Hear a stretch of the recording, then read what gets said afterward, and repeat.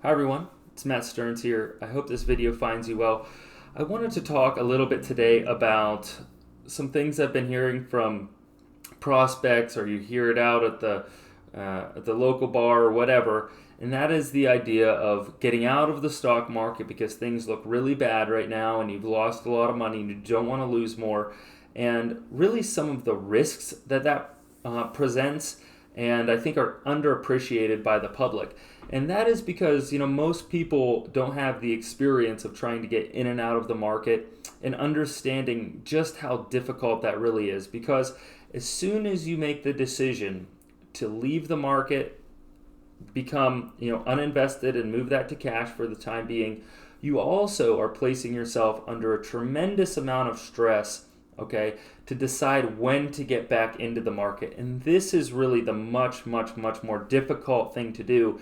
And I think it's really underappreciated when people move out, how hard it's going to be to get back in at the right time. So, even if you were successful in timing the market on getting out, you have to successfully time it to get back in.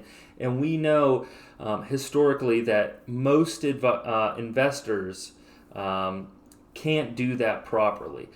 Because if you're emotionally compelled to get out, you'll often be emotionally compelled to get in, back in at the wrong time. And so the classic example would be we enter a bear market and it goes down 20%, and you decide, you know what? I don't like the economic outlook. I don't like the news I'm hearing on TV. I don't want to lose any more money. I'm going to move to cash.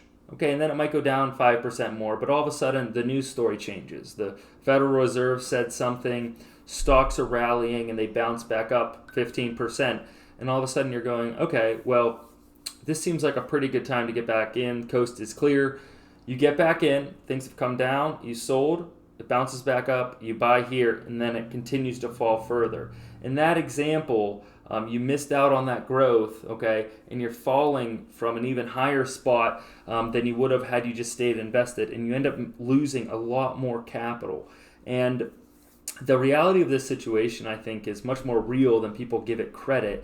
And that is why the investment community is often telling people to stay invested even when the outlook is bad, because the risk and the difficulty of timing when to get back in can be even more difficult. And, it can really play tricks on your mind, the way that the market works.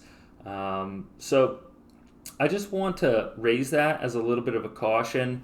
I see people talking about it or thinking about it, and even people, you hear people say, "Oh, I got out of the market in June or July." Oh, they might have, but that still doesn't mean they're going to make money, because they still have a huge decision on when to get back into the market, and it takes a tremendous amount of discipline and good timing. So that's my 2 cents on the issue. That's not to say that there's nothing that you can do in a bear market, and I'm not going to give away kind of all of the things that I've been doing for my clients, because that's what they pay me for. So there are adjustments that you can make along the time to successfully take off some risk without moving your whole portfolio into cash. But when those thoughts cross your mind, I hope this video pops back into your head and you can make a sound decision on what's best for you and your family and your financial future. So that's all I have. Thanks for tuning in. I'll talk to you next time.